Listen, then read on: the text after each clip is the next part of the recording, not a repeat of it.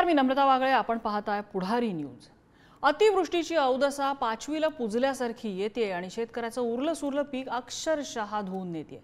मराठवाड्याला याच अतिवृष्टीचा सध्या फटका बसतोय. गेले 4 दिवस इथं पावसाचा धुमाकूळ सुरू आहे. नद्या पात्र सोडून वाहत आहेत. घरं शेती पाण्याखाली गेली आहे. पाऊस थांबायचं नाव घेत नाहीये आणि त्यामुळे शेतातलं पाणी ओसरत नाहीये. त्यामुळे सोयाबीन, मूग, कापूस, कांदा यासारख्या अनेक पिकांचा, बागायती शेतीचा अक्षरशः चिखल होतोय. उभी पिकं जागेवर सडायला लागलीत आणि माना टाकणाऱ्या या पिकांसोबत शेतकऱ्याचं काळीज तुकड्या तुकड्यात विखुरतंय. दुसरीकडे राजकीय पक्षाचे नेते मात्र कुणाचे पक्षप्रवेश, कुणाची रॅली, कुणाची सद्भावना, कुणाचा जनआक्रोश, कोण कुणाचं लाडकं वगैरे सगळ्या राजकीय प्रचारात मशगूल आहेत. आणि याला सत्ताधाऱ्यांप्रमाणे विरोधक सुद्धा अपवाद नाहीत. माध्यमांनी शेतकऱ्यांचा हा टाहो समोर आणल्यानंतर आता एक एक नेत्यांना शेताचे बांध आठवायला लागलेत. कृषी मंत्री सुद्धा तब्बल 4 दिवसांनी शेतकऱ्यांची विचारपूस करायला आज बांधावर फिरकले. आता सत्ताधाऱ्यांकडून पंचनाम्याचे आदेश निघतील. विरोधकांकडून मदतीच्या मागण्यांसाठी गळे काढले जातील. सरकार कसं कैवारी आणि सरकार कसं वैरी याचं आपापलं नॅरेटिव्ह राजकारण्यांकडून समोर येईल. पण या सगळ्यात ज्याला आता पाठीवर धीराची थाप आणि मदतीचा हात हवाय तो शेतकरी कुठे? राजकारणामध्ये शेतकऱ्याचं मरण कुणाला बोचणार आहे? खरं तर बोचणार आहे की नाही? 4 दिवसांनी पाऊस थांबला, पाणी ओसरलं की कागदावरच्या घोषणा प्रत्यक्ष शेतकऱ्यासाठी बांधावर येतील का हो? की निवडणुकीचं नॅरेटिव्ह सेट करताना हेही विस्मृतीत जाईल? हाच आहे आपला आजचा चर्चेचा विषय.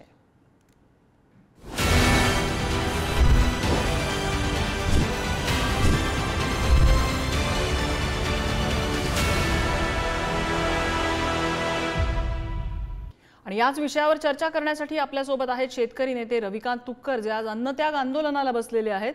राष्ट्रवादी अजित पवार पक्षाचे खरं तर सत्ताधाऱ्यांचे प्रतिनिधी म्हणून माणिकराव कदम आपल्यासोबत आहेत आणि शिवसेना उद्धव ठाकरे पक्षाचे म्हणजेच विरोधकांचे प्रतिनिधी म्हणून अनिश गाडवे आपल्यासोबत आहेत.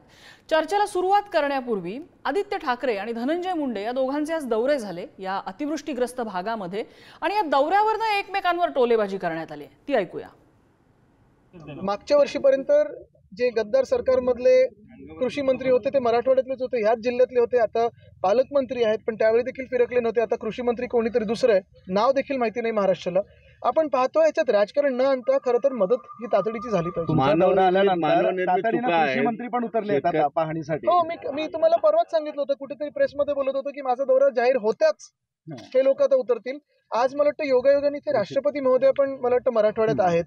त्यांनी देखील याची थोडी माहिती घेणं गरजेचं आहे, दखल घेणं गरजेचं आहे, कारण आम्ही ह्याच देशाचे नागरिक आहोत. आणि राष्ट्रपती महोदयांनी जसं बेंगॉलच्या त्या केसवर मत व्यक्त केलं तसं आमच्या शेतकऱ्यांच्या पण आज परिस्थितीवर मत व्यक्त करणं हे गरजेचं आहे. ज्या ठिकाणी रोडची कामं आदित्य ठाकरेंनी चार्टर प्लेननी यावं आणि 1 तासात शेतकऱ्याच्या बांधावर येऊन 3 वर्षानंतर फोटोशूट काढावा आणि या ठिकाणी शेतकऱ्याच्या बाबतीत पुतना मावशीचं प्रेम दाखवावं, याच्यासारखं दुर्दैव तर काहीच नाही. तुम्ही सोन्याचा चमचा तोंडात जन्माला घेऊन आल्याला तुम्हाला शेती माहित नाही, बांध माहित नाही. आता 3 वर्षानंतर बांधावर येतात, तेही निवडणुका समोर आल्यात म्हणून. अशा गलिच्छ राजकारणाला मला काही उत्तर द्यायचं नाही. मी सुरुवातीला जाईन रविकांत तुपकर यांच्याकडे. तुपकरजी, शेतकऱ्यांशी तुमचा नेहमीचा संबंध. शेतकऱ्यांना खरंच अपेक्षा असते का हो की या नेत्यांनी आपल्या बांधावर यावं, बघावं, की त्यांना अपेक्षा असते ती थेट मदतीची? त्यांचं आज इथं माना टाकणारं पीक आहे, त्या पिकाची नुकसान भरपाई त्यांना मिळावी. नेमकी अपेक्षा काय असते शेतकऱ्याची? मुळामध्ये या नेत्यांचं जे दौरे होतात, फोटो सेशन होतं, त्याला शेतकरी आता कंटाळलेला आहे. शेतकरी इतका घाईला आलेला आहे की त्या शेतकऱ्याला वाटतं की तात्काळ मदत मिळाली पाहिजे. मग नेत्यांचे दौरे येतात, फोटो सेशन होतं, त्या बातम्या येतात, मग एखादा अधिकारी येतो, पंचनामा होतो, कधी होत नाही. आणि तो शेतकरी बिचारा वर्ष 2-2 वर्ष त्या मदतीच्या प्रतीक्षेत असतो आणि त्या मदतीचा नाद सोडून देतो, अशी परिस्थिती आहे. या 2-3 दिवसामध्ये एवढ्या मोठ्या प्रमाणामध्ये नुकसान झालेलं आहे शेती पिकांचं की शेतकरी पुरता खचून गेलेला आहे. सोयाबीन थोडं बहुत यावर्षी दिसायला जरा बरं दिसत होतं, भाव पडलेला आहे, पण सोयाबीन दिसायला आम्हाला वाटलं उत्पादन वाढेल. पण या 2 दिवसाच्या पावसाने पूर्ण सोयाबीन आमचं बेचिराग केलं, बाकी शेती पिकं बेचिराग केली. आणि सरकार स्वतःच्या मस्तीमध्ये गुंग आहे. रोम जळत असताना रोमचा राजा जसा बिगुल वाजवत बसला होता, तसा महाराष्ट्रातला शेतकरी आज मरणाच्या दारात उभा असताना सरकार मात्र स्वतःच्या मस्तीमध्ये गुंग आहे. शेतकऱ्यांची पॉलिटिकल वोट बँक नसल्यामुळे किंवा शेतकरी संघटित नसल्यामुळे आज शेतकऱ्यांना गृहीत धरण्याचा प्रयत्न त्या ठिकाणी होतो आहे. आज सोयाबीनचे दर 4000 आहे. मध्य प्रदेशमध्ये सोयाबीनसाठी मोठं आंदोलन सुरू आहे. तसं या राज्यामध्ये सुद्धा आजपासून आम्ही अन्नत्याग आंदोलनापासून सुरुवात केली सिंदखेड राजाहून. राजमाता जिजाऊ मासाहेबांच्या राजवाड्यासमोरूनच मी आता उपोषण मंडपातूनच त्या ठिकाणी आपल्याशी बोलतोय. आमचं एकच म्हणणं आहे की मागच्या वर्षीची नुकसानीची मदत नाही. असंच मुख्यमंत्री एकनाथ शिंदे साहेबांनी मागच्या वर्षी सांगितलं होतं की येलो मोजॅक नावाचा जो रोग आला सोयाबीनवर त्याचे पंचनामे करा. अजून त्याची मदत पण नाही, त्याचे पंचनामे पुढे गेले नाही. आज त्यांनी सांगितलं पंचनामे करा, पण नुसते पंचनामे करा, तात्पुरतं तेवढ्यापुरतं रोज शांत करतात लोकांचा, पण पुढे काही प्रत्यक्षात होताना फार दिसत नाही. या वर्षीची मदत 4 वर्षांना देणार. आता उदाहरणार्थ पीक विम्याची मदत ही फेब्रुवारी पर्यंत पूर्ण मिळायला पाहिजे होती. आर्थिक वर्ष संपलं, आता ऑगस्ट सप्टेंबर उजाडला तरी यांची पीक विम्याची मदत अजून मागच्या वर्षीची मिळाली नाही. नवीन वर्षाची मदत आम्ही घ्यायला लागलोय. म्हणजे निव्वळ थापा मारायच्या आणि हेडलाईन मॅनेजमेंट करायचा असा प्रकार सुरू आहे. या गोष्टींचा आम्हा शेतकऱ्यांना आता वीट आलेला आहे. बर, आपण जाऊया माणिकराव कदम यांच्याकडे. माणिकरावजी, शेतकऱ्यांचं दुःख तर समोर आहे, आम्ही माध्यमांवरती दाखवतोय आणि याहीपेक्षा गहिरं दुःख असेल जिथे आमचे कॅमेरे कदाचित पोहोचूही शकत नसतील. पण शेतकऱ्याच्या दुःखाचं हे भांडवल केलं जातंय. मी कुणाला वर्ज्य धरणार नाही, सत्ताधारी विरोधक असं मी वेगवेगळं बोट नाही दाखवणार, पण हे भांडवल केलं जातंय हो शेतकऱ्याच्या दुःखाचं निवडणुका तोंडावर बघून. अगदी बरोबर आहे ताई, तुम्ही म्हटल्याप्रमाणे. पहिल्यांदा मी पुढारी न्यूज चॅनलच्या आणि तुमच्या सगळ्या समूहाचं अभिनंदन करतो, आभार व्यक्त करतो, कारण हा कळीचा मुद्दा तुम्ही आज घडीला उचललेला आहे. नाहीतर ह्या शेतकरी हा तसा पाहायला गेलं तर सगळ्याच्या वतीनं दुर्लक्षित प्राणी झालेला आहे. आणि आमच्या मराठवाडा विदर्भामध्ये रोजच्या रोज किमान 10 ते 15 शेतकरी आपण आपली जीवनयात्रा संपवत आहेत. परंतु मागच्या म्हणण्याप्रमाणे त्या नेत्यांना फक्त आणि फक्त दुष्काळी पर्यटन दौरे आठवतात आणि दुष्काळाचं एकदा पाहणी करायची, फोटो काढायचे, शेतीवर गेलं, बांधावर गेलं हे एवढं दाखवायचं आणि नंतर पुन्हा काय झालं त्या मदतीचं, शेतकऱ्याला काही पैसे भेटले का नाही याचं अजिबात सुताराम शक्यता नाही. साधं उदाहरण सांगतो, 2022-23चा पीक विम्याचा प्रश्न आम्ही इतकं परभणी जिल्ह्यामध्ये रिलायन्स कंपनीच्या विरोधात गुन्हा दाखल केला आणि त्याचे पैसे आम्हाला आज भेटलेत काही. म्हणजे असं ह्या सरकारचं झालेलं आहे. आणि विरोधी पक्ष म्हणतात तर फक्त जे सत्तेवर आलं की विरोधी पक्ष बी तसाच वागतोय, विरोधात गेलं की पुन्हा ते फक्त आमचं कोणीच नाही, विरोधी पक्ष हाच आमचा नेता म्हटल्याप्रमाणे झालेलं आहे आता शेतकऱ्याचं. आणि शेतकऱ्याचं मरण हे आता ठरलेलं आहे. त्याच्यामुळे मायबाप सरकारला एकच विनंती आहे, येणाऱ्या काळामध्ये मराठवाड्यातल्या शेतकऱ्याच्या आत्महत्या जर थांबवायच्या असतील तर तातडीने हे अतिवृष्टी भागातील शेतकऱ्याला तुम्ही मदतीची घोषणा करा. अहो बरोबर आहे, तुम्ही म्हणताय ते बरोबर, मदतीची अपेक्षा सगळ्याच शेतकऱ्यांना आहे, पण सरकार करतंय काय? कोणाची कुठली गुलाबी रंगातली यात्रा निघतीये, कोणाची लाडक्या बहिणीची यात्रा निघतीये, अजून कोणाची जन आक्रोश यात्रा निघतीये, कुठल्या कुठल्या गोष्टींसाठी. शेतकऱ्याचं गेले 4 दिवस विदर्भाला झोडपतोय पाऊस, विदर्भातल्या गावागावात शेतात पाणी जाते, एकाने ब्र काढू नये त्याच्याबद्दल, एकही सत्ताधाऱ्याने ब्र काढलेलं नाही त्याच्याबद्दल. 100% खरंय. आज राज्याचे कृषी मंत्री आमच्या परभणीच्या मराठवाड्याच्या दौऱ्यावर आले होते फक्त, नंतर त्यांनी काय केलं काय मला बी माहित नाहीये, परंतु राज्यातल्या खरोखरच ही चिंतेची बाब आहे त्या विषयामध्ये. मात्र अनिश गाडवे, विरोधकांची काही स्थिती फारशी वेगळी अशातला भाग नाही. तुमचेही पक्षप्रवेश होत आहेत, रॅल्या होत आहेत, काय जनसन्मान यात्रा कुठे होत आहेत, काय लोकांची कनेक्टच्या यात्रा होत आहेत. ह्याच्यामध्ये 4 दिवसात एकदाही शेतकऱ्यांकडे विरोधक ढुंकून बघत नाही. आणि आज जेव्हा दौरे होत आहेत त्या दौऱ्याच्या वेळेला आरोप केला की माझा दौरा लागला म्हणून त्यांनी कृषी मंत्र्यांनी तातडीने दौरा काढला. का अशी बोटं दाखवायची, का राजकारण आणायचं याच्यामध्ये? बघा, मी तुम्हाला सर्वप्रथम एक गोष्ट सांगतो आणि सुरुवात करतो. रविकांत तुपकर यांनी जे वाक्य सांगितलं, रोम जळत असताना रोमचा राजा हा बिगुल वाजवत होता. खरं तर महाराष्ट्रातला शेतकरी, मुळात तुम्ही शेतकरी म्हणा, विशेषतः आपण शेतकरी, महाराष्ट्र हा शेतीप्रधान राज्य आहे खरं पाहायला गेलं तर. आज शेतकरी मरत असताना महाराष्ट्र सरकार, विद्यमान सरकार ज्यांनी हे दायित्व घेतलेलं आहे, पालकत्व घेतलेलं आहे, ते सरकार हिंदू आक्रोश मोर्चे, लाडक्या बहिणींचे मोर्चे किंवा इतर गोष्टींमध्ये, इतर राजकारणांमध्ये, फोडाफोडीच्या राजकारणांमध्ये व्यस्त आहे. राहिला प्रश्न आदित्यसाहेब ठाकरे यांचा. गेल्या 3 दिवसापासून सांगतोय तुम्हाला, गेल्या 3 दिवसापासून आपण ह्या सगळ्या गोष्टींची माहिती घेतली, सबंध महाराष्ट्रातल्या शेतकऱ्यांची माहिती घेतली. आणि आज ज्यावेळेस दौरा लागला, तुम्हाला सांगण्यासाठी मला अभिमान वाटेल की बघा, विरोधी पक्षांचा जर मोर्चा लागत असेल आणि त्या मोर्चानंतर का होईना सरकारला जाग येत असेल आणि त्यानंतर कृषी मंत्र्यांचे तिकडे नजर जात असेल, प्रशासनाची नजर जात असेल, तर आमचा हा जो काही दौरा आहे शेतकऱ्यांच्या बांधावर जाऊन पाहणी करण्याचा, शेवटी देणार आहे ते सरकार आहे. पण जर आज विरोधी पक्षातला सर्वोच्च नेता तिथे जर जात असेल आणि त्याच्या जाण्यामुळे या सरकारला जाग येत असेल, तर तो दौरा हा सक्सेसफुल आहे, तो यशस्वी आहे म्हणावं लागेल. आज ज्या वेळेस आदित्य साहेब तिथे गेले, आज तुम्ही पाहिलं असाल धनंजय मुंडे असतील किंवा सारे जिल्हाधिकारी असतील, सगळे कामाला लागलेले आहेत. आज पीक विम्यांपासून ई पीक पाहणीपर्यंत सर्व प्रश्नांवर त्यांनी प्रशासनाकडे सगळ्या प्रश्नांची म्हणजे त्यांनी ह्याला वाचा फोडलेली आहे. विरोधी पक्षनेते अंबादास दानवे होते. लक्षात घ्या, मला तुम्हाला काही गोष्टी इथे सांगायच्या आहेत. निसर्ग हा आपल्या हातात नसतो. निसर्गाचं काय थैमान घालायचं निसर्ग घालून जाणार, पण त्यानंतर एक प्रशासन म्हणून आपण काय करू शकतो ह्या गोष्टी मात्र आपण कराव्यात की नको कराव्यात. तुम्ही मला सांगा, हिंदू आक्रोश मोर्चे आजच्या काळामध्ये ही काळाची गरज आहे की त्या शेतकऱ्यांच्या बांधावर जाऊन त्यांचे अश्रू पुसणं ही काळाची गरज आहे. आज आदित्य साहेब काय खिशांमध्ये 50 खोके घेऊन गेलेले नाहीयेत तिथे, त्यांच्याकडे 50 खोके नाहीत, पण होय शेतकऱ्यांच्या पाठीशी उभे राहून शेतकऱ्यांना त्यांनी तिथे आश्वासन दिलंय की मी पीक विमा कंपन्यांशी बोलेल, मी प्रशासनाशी बोलेल आणि ह्या प्रशासनाला कामाला लावेल. तुम्हाला काही मी आकडेवाऱ्या सांगतो इथे नम्रताजी, आकडेवाऱ्या अतिशय धक्कादायक आहेत. अगदी 4 ते 5 महिने जुने आकडेवारे आहेत. पीक विम्याच्या संदर्भातल्या हे आकडेवारे आहेत. या प्रशासनाने काय करायला पाहिजे त्यांच्यासाठी मी त्यांच्या डोळ्यात मी झणझणीत अंजन घालतोय. पीक विम्यांमध्ये कांदा पिकाविषयी मी फक्त सांगतो, 4 ते 5 जिल्ह्यांची नावं घेतो. खऱ्या अर्थाने तुम्हाला सातारा जिल्ह्याचं सांगतो, 12,432 हेक्टरचं पीक विम्याच्या अंतर्गत त्याची नोंदणी झाली. प्रत्यक्षात फक्त 1796 हेक्टरवर कांदा पिकाचं अनिशजी, कांद्याची ही बातमी पुढारी न्यूजवर संपूर्ण दाखवलेली आहे. 8 जिल्ह्यांची आकडेवारी आम्ही दाखवली होती आणि तो सगळा घोटाळा काय आहे त्याची चौकशी लागलेली आहे. 75,000 हेक्टरवर कांदा लागवड आहे आणि 2.5 लाख हेक्टरचा विमा काढलेला आहे. हा मुद्दा समोर आलेला आहे. मुद्दा असा आहे की तुम्ही ज्या वेळेला बोट दाखवताय सत्ताधाऱ्यांकडे, यांचे हिंदू मोर्चे निघतायत आणि लाडक्या बहिणीचे मोर्चे निघतायत, तुमच्याकडचे पक्षप्रवेश थांबलेत.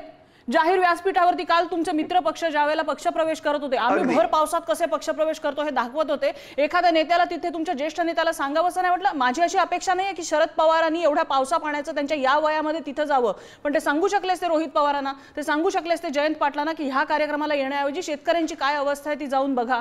तुम्ही काही फार वेगळ्या माळेचे मणी आहात असं नाही वाटत मला या सगळ्या घटनाक्रमानंतर. जनसंपर्क यात्रा कुठे थांबल्यात तुमच्या? अगदी शिवसेनेचं राजकारण 80% समाजकारण, 20% राजकारणावर चालतं. पक्षप्रवेश वगैरे हा 20% राजकारणाचा भाग असू शकतो नम्रताजी, पण 80% तुम्हाला मी सांगतो, ज्यावेळेस कोरोनासारख्या महामारीमध्ये शिवसेनेचं सरकार होतं किंवा महाविकास आघाडीचं सरकार होतं, शिवसेनेचे पक्षप्रमुख उद्धव साहेब महाराष्ट्राचे मुख्यमंत्री होते, त्या काळातले कपाशीचे दर, त्या काळातले सोयाबीनचे दर आजच्या ह्या रविकांत तुपकर स्वतः सांगतील ताई. रविकांत तुपकरांना स्वतः ते शेतकरी संघटनेत आलेली ही माणसं आहेत. ही शेतकऱ्यांच्या म्हणजे शेतकरी संघटनेत न म्हणता ही शेतात राबलेली माणसं आहेत. ही स्वतः सांगतील महाविकास आघाडीच्या काळामध्ये दर काय होते ते. जवळपास 13 ते 14 हजार क्विंटल कपाशीचा भाव पोहोचला होता त्यावेळेस. आज काय भाव मिळतोय? 6 ते 7 हजारांपर्यंत पोहोचलाय. सोयाबीनचा भाव आज काय मिळतोय सांगा ना? 4 ते 5 हजारांपर्यंत सोयाबीनचा भाव आजच्या घडीला पोहोचलाय. तो त्यावेळेस 9 हजारांपर्यंत 10 हजारांपर्यंत पोहोचला होता. म्हणजे किलो मागे, जर क्विंटल वगैरे सोडून द्या, किलो मागे तुम्हाला 90 रुपये मिळत होते, जिथे आज 40 रुपये सुद्धा मिळत नाहीयेत शेतकऱ्यांना. त्यांच्या सगळ्या त्यांच्या पिकाचं सगळ्या तुम्ही खर्च वजा करता, त्यांच्याकडे हातात स्वतःच्या खिशातली रक्कम जाते. हा बघा, ज्यावेळेस कोरोनासारखी महामारी असताना देखील आपण महाराष्ट्रातल्या शेतकऱ्यांना सर्वोच्च भाव देण्याचा संपूर्ण प्रयत्न केलेला आहे. त्या काळात तर राज्याचं उत्पन्न देखील बंद होतं. मग मला सांगा ना, द्यायची एक दानत लागते नम्रताजी, द्यायची दानत लागते. जर तुमच्या मनात असेल ना तर तुम्ही देऊ शकता. 2 लाखांची बिनशर्त कर्जमाफी महाविकास आघाडीच्या सरकारच्या काळातच झाली. जसं सरकार स्थापन झालं, सगळ्यात पहिला शेतकऱ्यांचा 7/12 कोरा करण्याचा निर्णय उद्धव साहेबांच्या सरकारने म्हणजे महाविकास आघाडीच्या सरकारनेच घेतला की नाही? या सगळ्या गोष्टी आपण सांगणार आहोत की नाही? शेतकऱ्यांना त्या काळामध्ये वीज पंपाची बिलं आपण थांबून ठेवली होती. वीज पंपांसाठी कुठेही सक्ती केली गेली नाही. जवळपास 2 वर्ष वीज पंपाची बिलं आपण भरत नव्हतो. तुम्ही मला या सगळ्या गोष्टींवर आपण पॉझिटिव्ह जे आहेत ते पॉझिटिव्ह दाखवायला देखील पाहिजेत. मी रविकांत तुपकरांकडे येते. तुमच्याकडे बोट दाखवलं अनिश गाडवे यांनी की तुम्ही ही सगळी आकडेवारी सांगू शकाल. फरक दिसतो हा गेल्या सरकारमध्ये आणि या सरकारमध्ये. या सरकारला आलेल्या संकटांची मालिका ही इतकी पाठीला पाठ लावून आलेली आहे की बेनिफिट ऑफ डाऊट या सरकारला द्यायचा का, प्रश्न पहिला. आणि दुसरी गोष्ट म्हणजे आपल्याला आठवत असेल की फडणवीस ज्यावेळेला पहिल्यांदा मुख्यमंत्री झाले त्यावेळेला त्यांचं एक वाक्य होतं की मला शेतकऱ्याला कर्जमुक्त करायचंय, कर्ज माफीपेक्षा. पण त्यानंतर कधीही त्यांनी कर्जमुक्ती हा शब्द फारसा वापरलेला माझ्या ऐकिवात नाहीये. कुठं चुकतं या कर्जमाफी आणि कर्जमुक्तीचं ताळमेळ का बसत नाहीये? नाही, मुळामध्ये एक गोष्ट मॅडम अशी आहे की दादांनी सांगितलं की महाविकास आघाडीच्या काळामध्ये सोयाबीन कापसाला दर होते. तर म्हणजे मला काय, माणिकराव जे बोलले ती गोष्ट खरी आहे की शेतकऱ्यांच्या वाट्याला विरोधी पक्ष हाच आमचा पक्ष असतो. विरोधी पक्षात माणूस आला की तो शेतकऱ्यांचा कैवारी होतो, तो सत्तेत गेला की मग तो पॉलिसीच्या बंधनात अडकतो आणि मग तो त्याच्यावर बोलत नाही. असंच आली का आता मलाही 22 वर्ष चळवळीत काम करताना झाले, मी पूर्ण वेळ कार्यकर्ता आहे. तर ही अशी अवस्था आहे. मुळामध्ये सोयाबीनचे कापसाचे दर ठरवण्याचा अधिकार राज्य सरकारला अजिबात नाहीये. तो अधिकार केंद्राला आहे. आणि महाविकास आघाडीचं सरकार असताना आम्ही केंद्र सरकार दरबारी आंदोलन केले, दिल्लीत केले, इथून गेलो, DOC निर्यात करायला लावली. तर त्यावेळे तिकडे वेगळं सरकार होतं, खाली वेगळं सरकार होतं. तर सोयाबीन कापसाचे दर किंवा शेतमालाचे दर हा केंद्राचा विषय आहे. त्यामुळे राज्य सरकार फक्त शिफारस करू शकतं, पण राज्य सरकारच्या हातात त्याच्यामध्ये काही नाही. हा एक भाग. दुसरा भाग, तुम्ही जो कर्जमाफी आणि कर्जमुक्तीचा मुद्दा उपस्थित केला, तर कर्जमाफी आणि कर्जमुक्तीमध्ये फरक आहे की कर्जमाफी का, आम्ही चूकच केली नाही तर आम्ही माफी का मागावी, आम्हाला मुक्ती पाहिजे. सरकारच्या चुकीच्या धोरणामुळे शेतमालाचे दर पडले, त्यामुळे आमच्यावर कर्ज झालं, म्हणून आम्ही कर्जमुक्ती मागतो. हे स्वर्गीय शरद जोशींनी मांडणी केली त्या काळामध्ये. आणि यांच्या कर्जमाफी कशा आहेत मी तुम्हाला सांगतो. यांची कर्जमाफी अशी आहे की समजा एखाद्या खेड्यामध्ये दिवाळीच्या वेळेला एखाद्या गावामध्ये खोबरेल तेलाच्या 2 लिटर 1-2 लिटरच्या बॉटल वाटप करायचा आम्ही कार्यक्रम हाती घेतलाय. पण त्याच्यामध्ये कंसात अट आणि शर्त अशी असते की ज्याच्या डोक्यावर एकही केस नसेल त्यालाच ती बॉटल मिळेल, म्हणजे लाभार्थी एकच असेल गावातला. तर अशा पद्धतीच्या ह्या कर्जमाफीच्या योजना आहेत. अटी टाकायच्या, जाचक निकष टाकायचे आणि कमीत कमी शेतकरी त्याच्यामध्ये कसे बसतील असा प्रयत्न या लोकांचा असतो. म्हणून अनेक लोक कर्जमुक्तीपासून वंचित राहिलेले. आज पुन्हा एकदा नव्याने कर्जमुक्ती करावी अशी आमची मागणी आहे. आणि सोयाबीनला कमीत कमी, आता मध्य प्रदेशमध्ये फार चांगलं आंदोलन सुरू आहे, सगळे शेतकरी नेते एकत्र येऊन त्यांनी सोशल मीडियावर सुरू केलंय. 8 तारखेपासून राजस्थानला सोयाबीनचं आंदोलन सुरू होते, महाराष्ट्रात आम्ही सुरू केलं. आमचं एकच म्हणणं आहे की जेव्हा जेव्हा असं संकट शेतकऱ्यावर येतं, जसं तुम्ही म्हटले पक्षप्रवेश यांचे सुरू आहे, अशा वेळी एखादा दुखवटा झाला दिल्लीमध्ये तर कसं बरोबर देशामध्ये दुखवटा पाळला जातो. मग शेतकऱ्यावर दुःख आल्यावर सगळ्या राजकीय पक्षाच्या नेत्यांनी एका ठिकाणी येऊन सगळ्यांनी त्या प्रश्नाकडे लक्ष दिलं पाहिजे अशी आमची मानसिकता आहे. सगळ्या पक्षांवरचा, व्यवस्थेवरचा शेतकऱ्यांचा विश्वास उडालेला आहे, म्हणून शेतकरी गळफास लावून आत्महत्या करतोय. काही कुणी सांगायची गरज नाही की आमच्यामुळं शेतकऱ्याला आधार आहे, अमुक आहे, ढमुक आहे, काही नाही. आम्ही सगळं बघितले, आम्ही सगळे सरकार बघितले.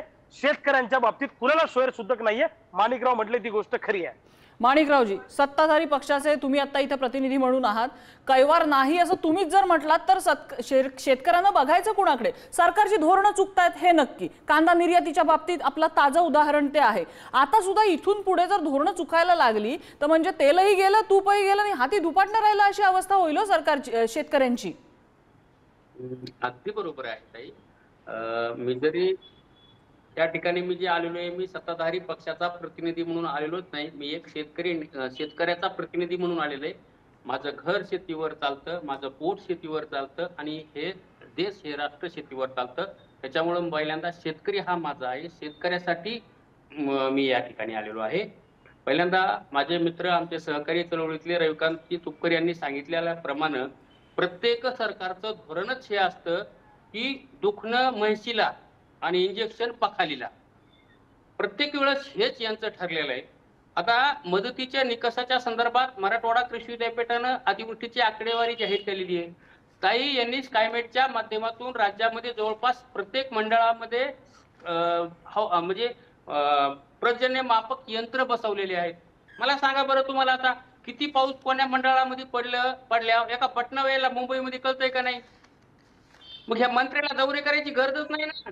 128 मिमी पेक्षा जास्त किंवा 150 मिलीमीटर पेक्षा जास्त पाऊस त्या ठिकाणी झालेला आहे. त्या मंडळामधल्या शेतकऱ्याला अतिवृष्टीची मदत, पीक विमा आणि NDRFच्या निकषानुसार मदत भेटली पाहिजे. आकडेवारीचं बोललात, मी थोडंसं थांबवते तुम्हाला. धनंजय मुंडे सुद्धा जे पाहणीसाठी आले, पाहणीच्या वेळेला त्यांनी सुद्धा बरेच असे आकडे पत्रकारांच्या तोंडावर फेकले. काय 65 मिलीमीटर पाऊस झाल्याशिवाय त्या मंडळामध्ये आपल्याला NDRFचे निकष लागत नाहीत, अतिवृष्टीचे निकष लागत नाहीत वगैरे वगैरे. कुठंही आकडेवारी मोजत बसणार आहे? म्हणजे 64 मिलीमीटर पाऊस जर तिथे झाला तर त्या शेतकऱ्याकडे कोणी ढुंकून बघणार नाही? कसले नियम म्हणायचे हे? मॅडम, एका गावातल्या एका गल्लीत पाऊस पडतो, एका गल्लीत पडत नाही. पलीकडच्या शेतात पडतो, इकडच्या शेतात पडत नाही. कसला ते 65 मिलीमीटरचा नियम आहे?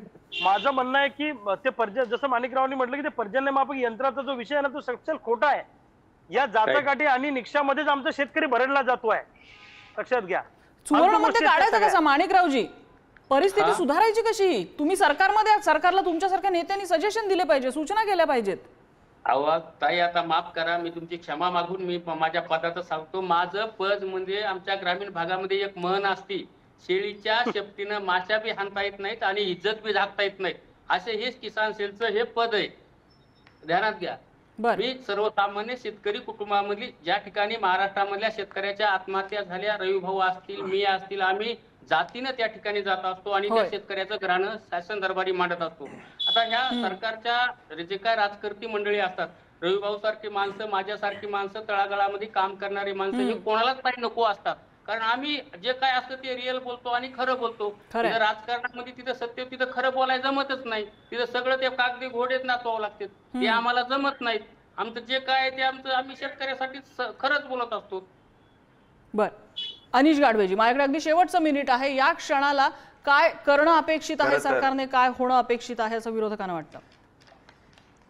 अगदी अगदी ज्या युद्ध पातळीवर लाडकी बहीण योजनेसाठी तुम्ही यंत्रणा राबवल्यात, लोकांचा डेटा कलेक्ट केला, 3 कोटी महिलांचा डेटा अवघ्या काही महिन्यामध्ये तुम्ही कलेक्ट केलात, तर महाराष्ट्रातल्या शेतकऱ्यांचा हा पंचनाम्याचा डेटा तुम्ही काही दिवसात नाही, काही तासात कलेक्ट करू शकता, जर तुमच्या मनात आलं तर. मगाशीच रवी भाऊंनी सांगितलं की त्याला शिफारस लागते राज्यांची, तर तुमच्या माहितीसाठी सांगतो रवी भाऊ, तुम्ही शेतकऱ्यांचे नेते आहात. आता माणिकराव पण शेतकऱ्यांचेच नेते असं म्हणावं लागेल, ते सरकारचे प्रतिनिधी नाही असंच मी समजतो, कारण त्यांनी प्रतिप्रश्न धनंजय मुंडेंनाच केलेले आहेत की तुम्ही बांधावर जाऊ नका वगैरे म्हणण्याची.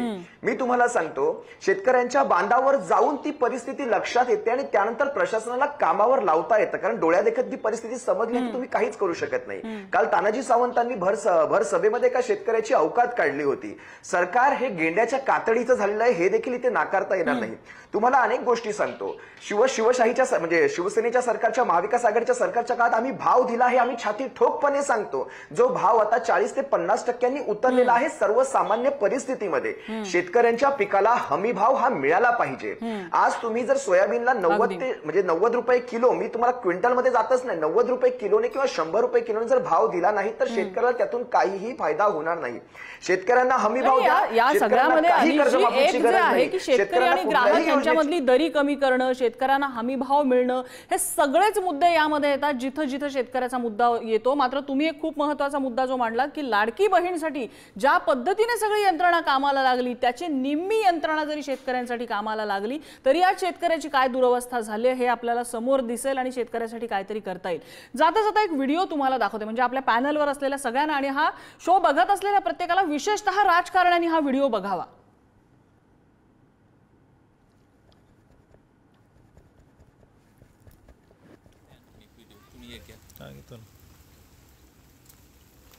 हा व्हिडिओ आहे संभाजीनगर मधला. काय करू, एवढी तेवढी पडी, आता कस काय करू, कर्ज द्यायचं लोकांचं, आता कस काय करू, आता कस.